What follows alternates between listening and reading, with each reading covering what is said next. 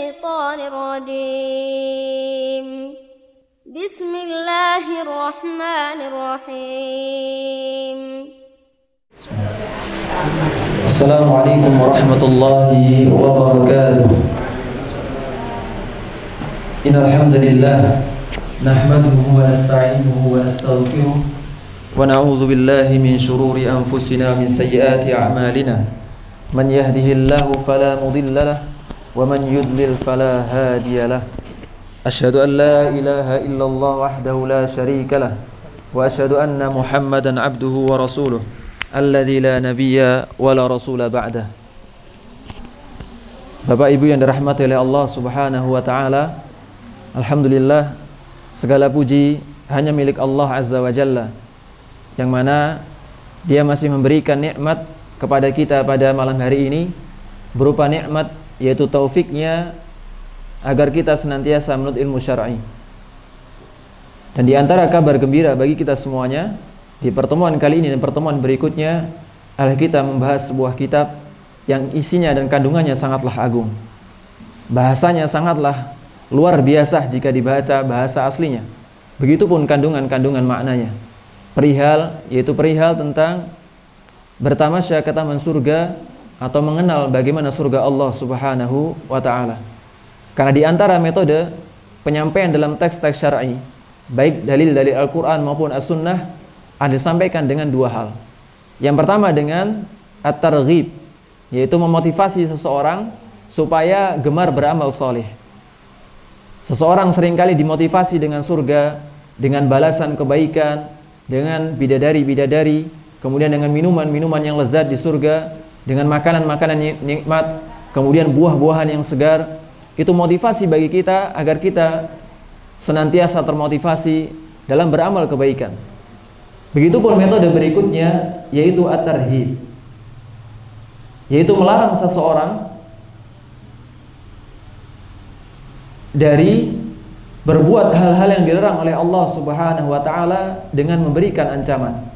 Allah Subhanahu wa taala mengabarkan tentang neraka. Allah Azza wa Jalla mengabarkan bagaimana pedihnya neraka Allah Subhanahu wa taala.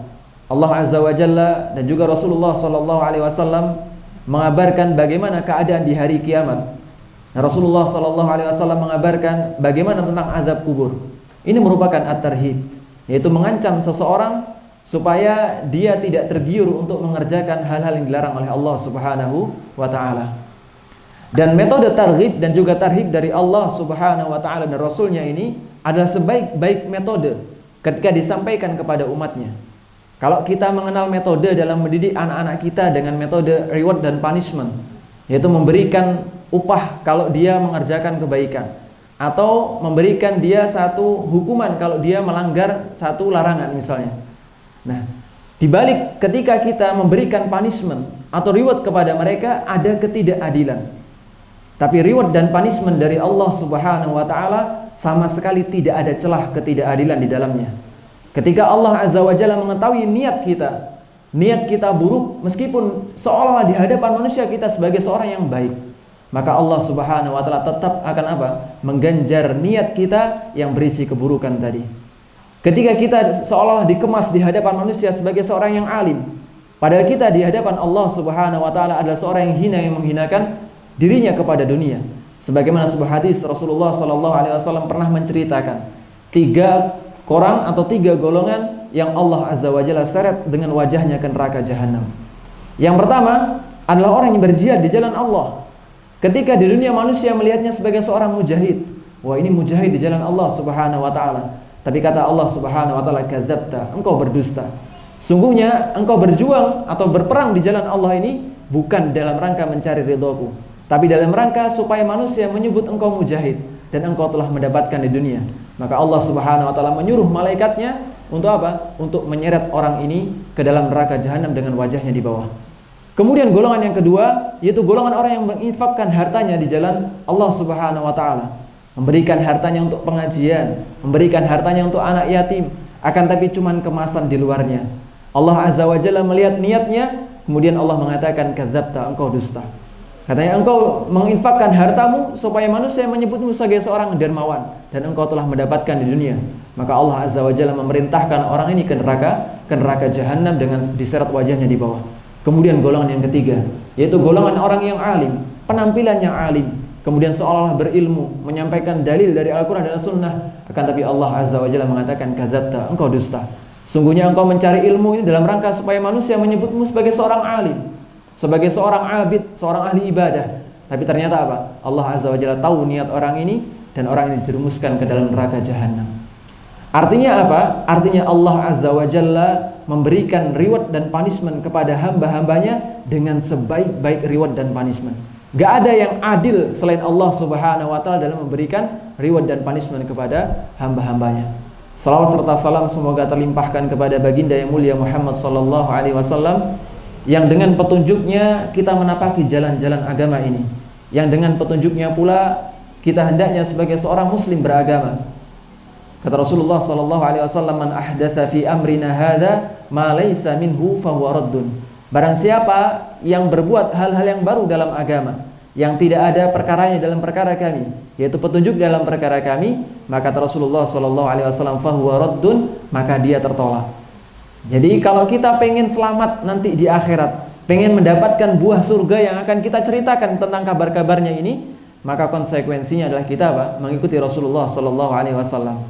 Di antara konsekuensi beriman bagi seorang yang mukmin, Rasulullah sallallahu alaihi wasallam menyebutkan dalam hadis Jibril.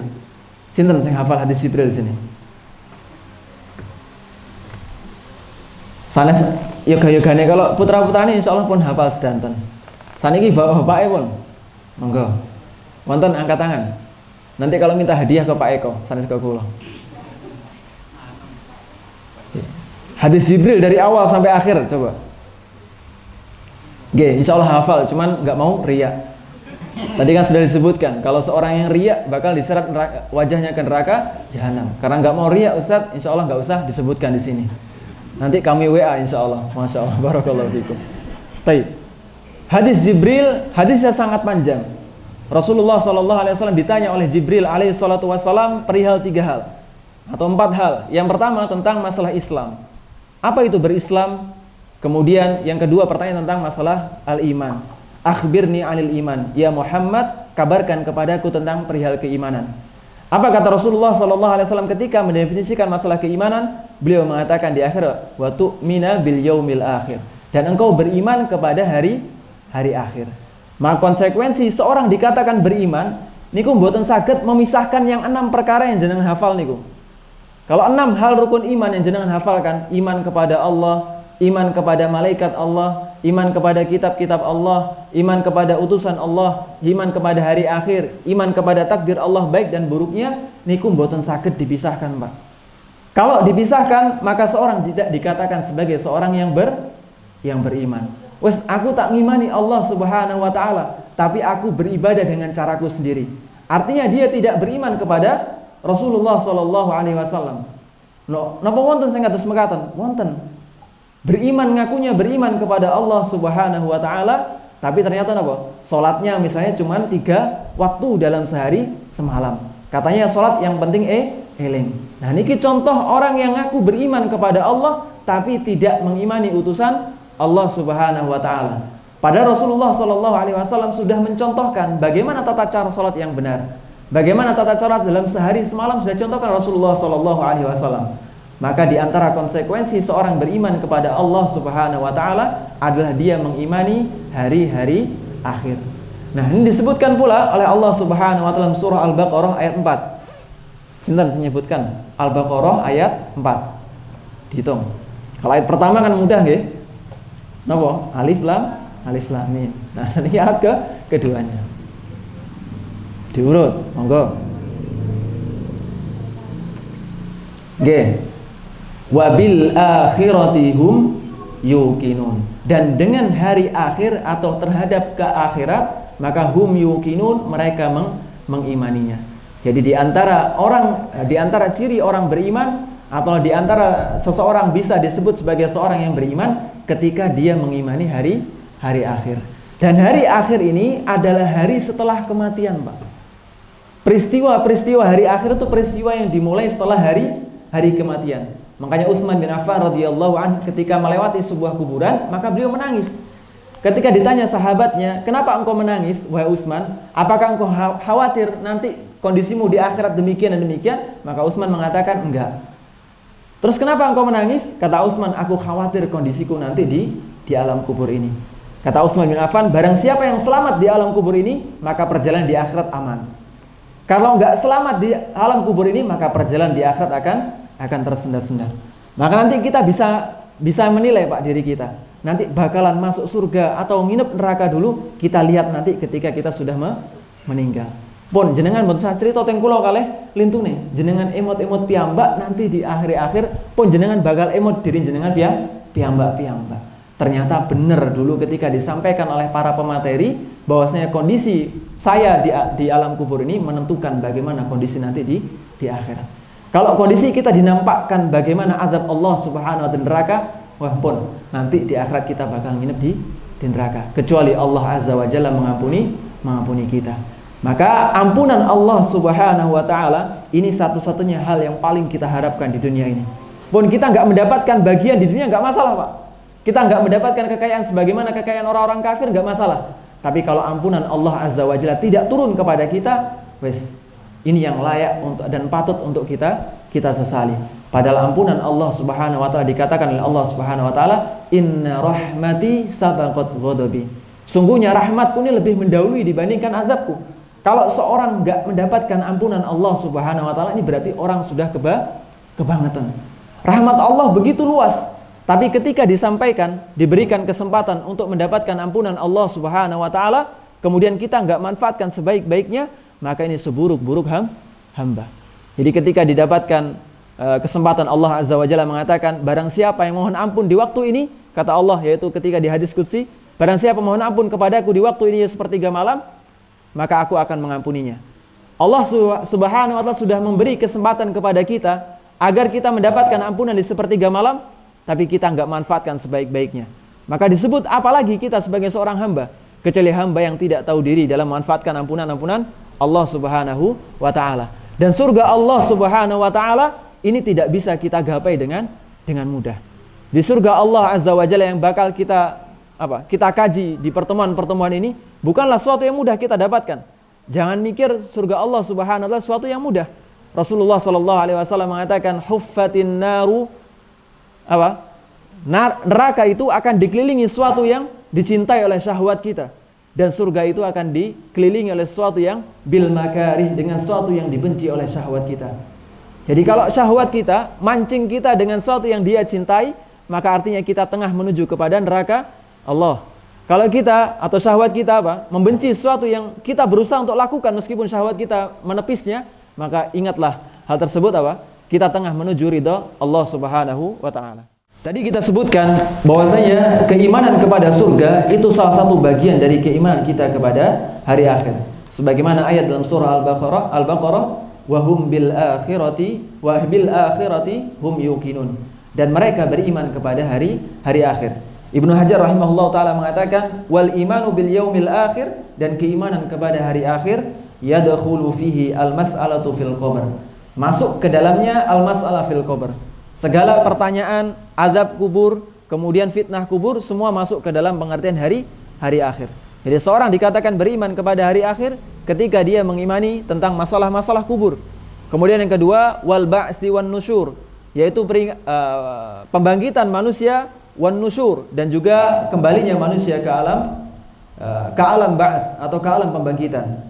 Kemudian wal hisab, dan perhitungan amal-amal manusia, wal mizan, dan penimbangan amal-amal manusia, was sirat, dan mengimani tentang masalah sirat, jembatan yang menghubungkan yang di bawahnya terdapat neraka jahanam, kemudian di seberangnya terdapat surga Allah Subhanahu wa taala, wal jannati wan nar. Dan juga orang tersebut kalau beriman kepada hari akhir berarti dia mengimani tentang surga dan juga neraka. Jadi keimanan kita kepada surga ini hanya satu bagian dari keimanan kita kepada hari akhir. Apakah ada golongan yang menyimpang yang enggak mengimani salah satu bagian ini? Banyak. Ada orang yang enggak mengimani tentang masalah azab kubur. Ada seorang yang enggak mengimani tentang masalah pertanyaan kubur. Apakah pendapat ini ada di zaman sekarang? Ada, Pak. Ini kiainya terkenal sekali di Indonesia. Pernah tenar. pernah tenar, tapi dia tidak mengimani masalah azab kubur. Beralasan bahwasanya hadisnya adalah hadis ahad yang tidak bisa dipakai dalam perkara akidah. Dan ini adalah pendapat yang salah. Adalah pendapat yang salah. Sungguhnya hadis Nabi SAW baik ahad maupun mutawatir selama sanadnya sahih maka bisa dipakai hujjah dalam masalah akidah. Jadi ada orang-orang yang menentang tentang masalah azab kubur. Ada pula orang-orang yang menentang tentang masalah al-hisab wal mizan. Banyak sekali. Dan kita nanti akan mendapati orang-orang yang menentang pendapat-pendapat yang benar terkait masalah surga Allah Subhanahu wa taala. Dan muallif atau penulis rahimahullah taala yaitu bernama Ibnul Qayyim Al-Jauzi. Ini kalau jenengan nyebutnya Ibnul Qayyim ada alif lamnya, maka nyebutnya Ibnul Qayyim Al-Jauzi. Nah, kalau nggak ada alif lamnya Ibnu Qayyim maka nyebutnya Al-Jauziyah. Dimengerti ya? Ibnul Qayyim Al-Jauzi dengan Ibnu Qayyimil Jauziyah. Jadi Al-Qayyim itu artinya kepala sekolah.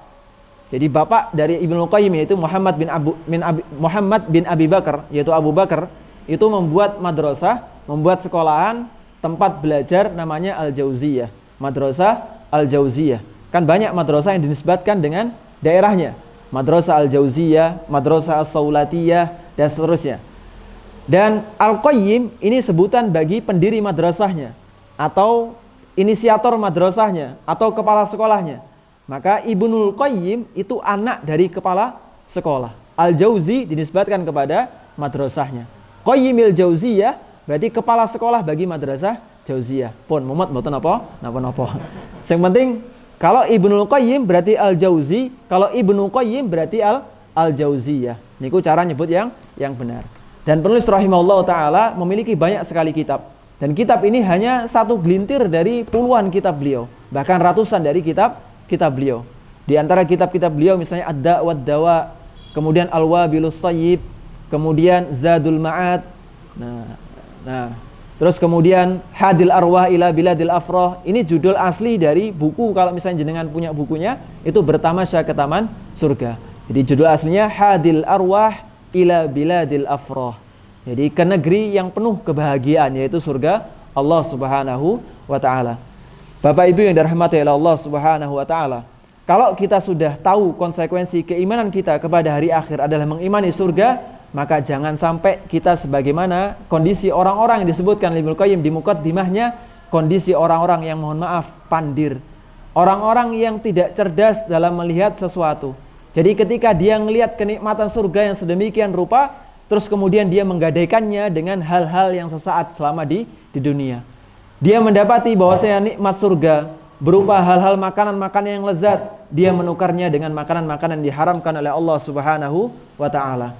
Dia tahu bahwasanya di akhirat kelak ada minuman-minuman yang segar lagi menyejukkan, dia menukarnya dengan minuman-minuman yang diharamkan oleh Allah Subhanahu wa taala. Dia mengetahui kelak di akhirat akan dikelilingi bidadari-bidadari yang luar biasa, akan tapi dia menukarnya dengan apa? Dengan hal-hal yang diharamkan oleh Allah Subhanahu wa taala ketika di dunia.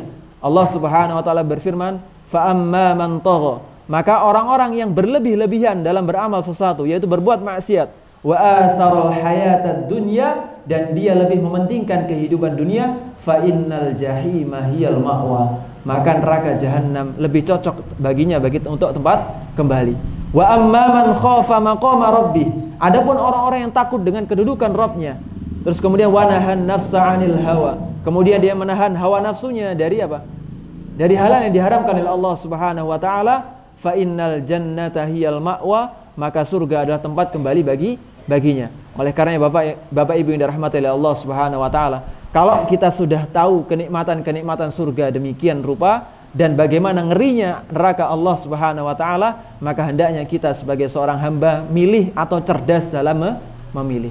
Kalau kita disuruh milih, misalnya jenengan pengennya nikmat 60 tahun napa nanti sengsara selama-lamanya, atau sengsara 60 tahun tapi nikmat selama-lamanya, jenengan milih temu nih, Pak. Pertama atau kedua? Boten perhatikan yang pertama. Yang pertama, nikmat sementara 60 tahun, tapi nanti di akhirat sengsara. Atau yang kedua, sengsara selama di dunia, tapi nanti nikmat ketika selama-lamanya atau abadi selama-lamanya. Yang pertama atau kedua, Pak? Kedua nomor pertama? Nggih, kalau disuruh milih nikmat dunia akhirat ini buatan saged. Karena kata Rasulullah sallallahu alaihi wasallam, ad-dunya sijnun lil mu'min. Dunia itu laksana apa? Penjara bagi orang-orang yang beriman. Jadi hawa nafsunya pasti menentang apa? Segala sesuatu yang berisi ketaatan kepada Allah Subhanahu wa taala. Sinten sing remen atau sing seneng bangun malam setiap hari rutin, Pak.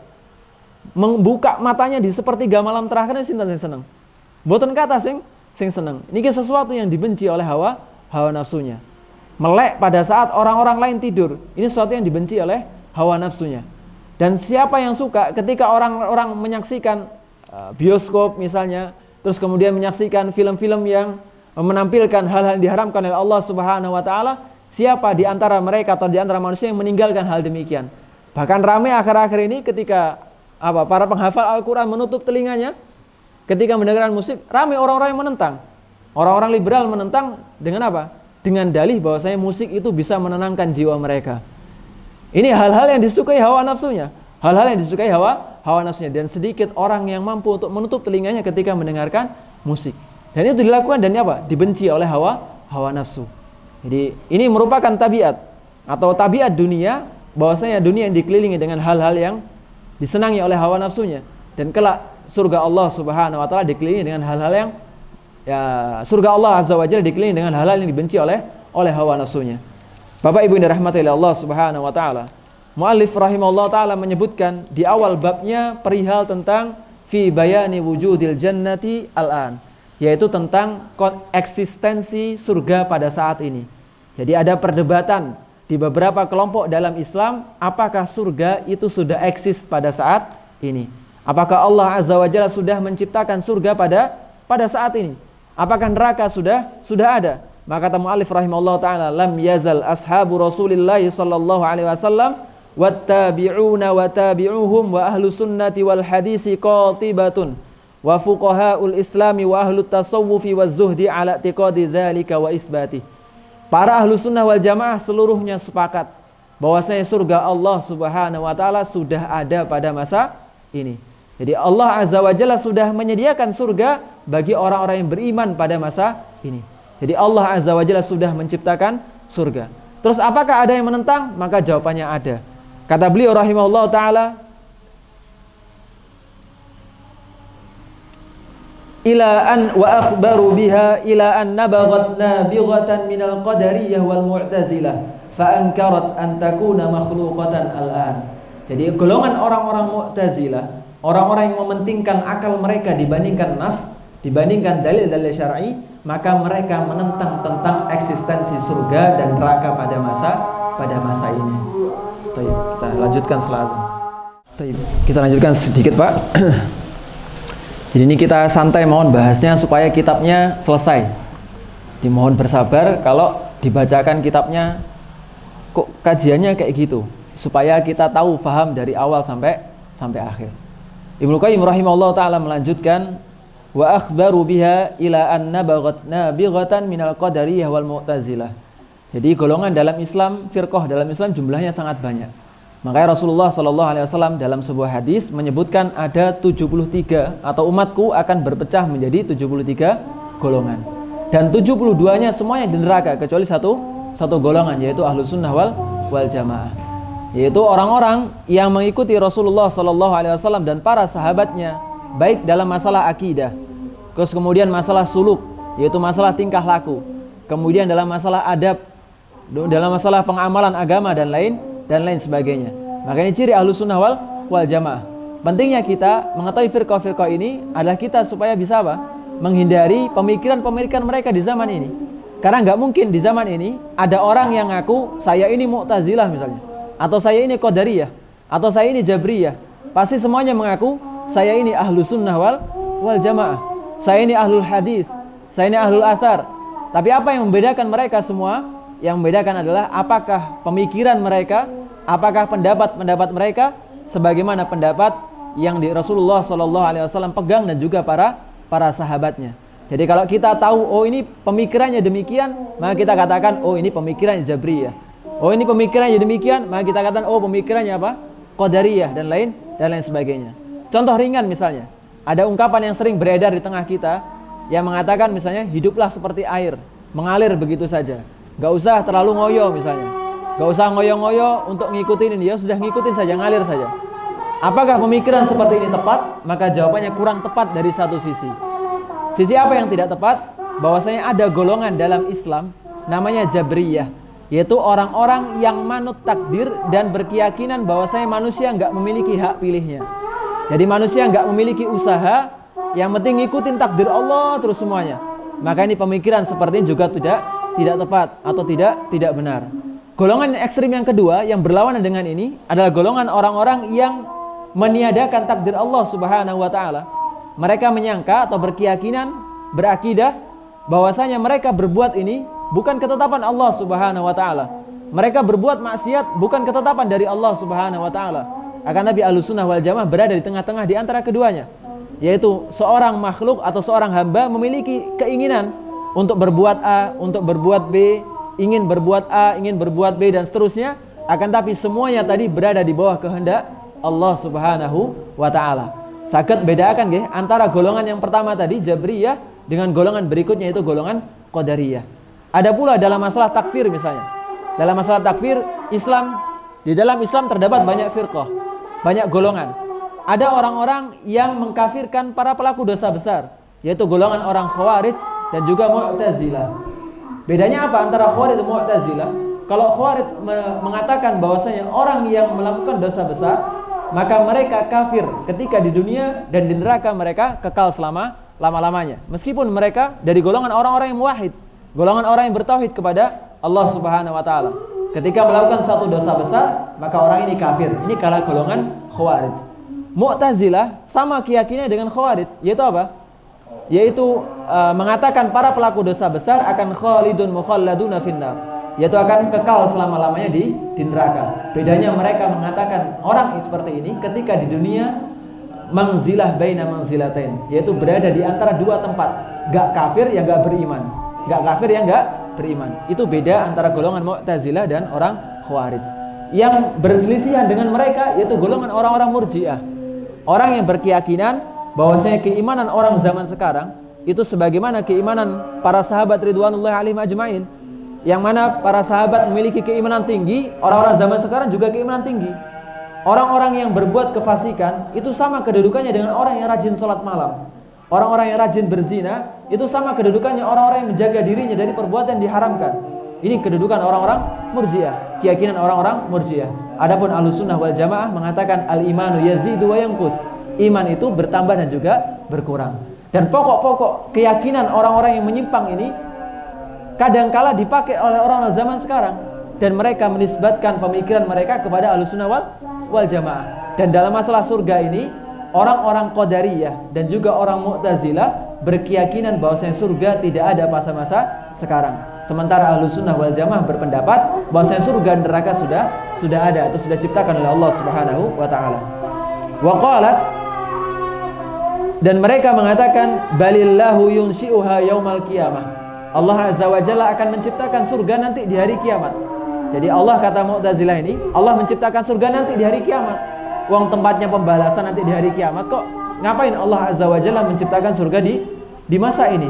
Kata mereka, wa hamalahum ala dzalik asluhum al-fasid. Apa yang membawa mereka pada keyakinan demikian adalah pondasi keimanan mereka yang rusak, yaitu mereka menyamakan Allah Subhanahu wa taala dengan makhluknya. Jadi ketika kita misalnya, mereka mengumpamakan ketika seorang raja misalnya merebut suatu negeri, kemudian negeri tadi disiapkan makanan, minuman, dibangun istana-istana, kemudian gak ada penghuninya. Kalau di dunia, maka raja ini adalah raja, mohon maaf, raja yang bodoh. Raja yang bodoh. Maka mereka mengumpamakan perbuatan makhluk dengan perbuatan Allah Subhanahu wa ta'ala. Jadi mereka menganggap kalau Allah Azza wa Jalla menciptakan surga, menciptakan kenikmatan-kenikmatan dalam surga, kemudian gak ada penghuninya, kata mereka, oh ini perbuatan yang sia-sia. Sebagaimana perbuatan seorang raja yang sudah ngerebut negeri, nyiapin makanan, nyiapin sungai, nyiapin istana, tapi gak dihuni siapa-siapa. Maka kata mereka, ini sebagaimana hal demikian. Maka ini dibangun di atas keyakinan mereka yang salah. Yaitu apa? Yaitu mereka berkeyakinan perbuatan Allah sama dengan perbuatan makhluknya. Jadi kalau kita katakan Allah Maha mendengar, apakah Allah sama pendengarannya dengan makhluknya? Maka jawabannya tidak. Kalau makhluknya bisa menciptakan, misalnya menerbitkan buku misalnya, atau kemudian membuat bendera ini misalnya, atau menciptakan mikrofon ini, apakah penciptaan makhluk sebagaimana Allah Azza wa Jalla menciptakan makhluknya? Maka jawabannya tidak. Allah Azza wa Jalla mampu menciptakan makhluknya dari tidak ada menjadi ada. Apakah makhluknya mampu menciptakan dari sesuatu yang enggak ada menjadi ada? Tidak mampu sama sekali. Makhluk itu hanya mampu untuk mengalihkan sesuatu kepada yang lainnya. Air ini, air kemasan, hanya mampu diolah dari pegunungan menjadi air kemasan. Tidak bisa tiba-tiba langsung mewujudkan suatu air. Mereka nggak bisa menciptakan makhluk tiba-tiba jadi makhluk terus, nggak bisa. Tapi Allah Azza wa Jalla mampu menciptakan dari sesuatu yang tidak ada menjadi ada. Kata Ibnu Qayyim rahimahullah taala, wa annahu yanbaghi ay yaf'ala kadza wa la yanbaghi lahu ay yaf'ala kadza wa qasuhu ala khalqi fi af'alihim fahum musyabbihatun fil af'al. Maka mereka menyerupakan Allah Azza wa Jalla dalam masalah perbuatan Allah Subhanahu wa taala. Inilah landasan mengapa Mu'tazilah dan juga Qadariyah salah dalam memahami penciptaan Allah Subhanahu wa taala. Dan kita harus yakin yang pertama, bahwa surga dan neraka Allah itu adalah makhluk Allah Subhanahu wa taala. Yang kedua, bahwasanya surga Allah Azza wa Jalla sudah diciptakan sedari sekarang dan sudah ada pada masa ini. Adapun hikmah dari penciptaan surga pada masa ini dan kita belum ada di dalamnya, maka apa? Maka itu adalah di bawah kehendak Allah Subhanahu wa taala dan tidak ada yang mengetahui hikmah ini kecuali Allah Subhanahu wa taala dan orang-orang yang difahamkan oleh Allah Subhanahu wa taala. Demikian kurang lebihnya bahasan pada malam hari ini. Semoga Allah Azza wa Jalla menambah keilmuan kita dan juga pemahaman kita serta keimanan kita kepada Allah Subhanahu wa taala. Jika ada pertanyaan, 2 pertanyaan monggo dipersilahkan. Wassallallahu ala nabiyyina Muhammad, alhamdulillahirabbil alamin.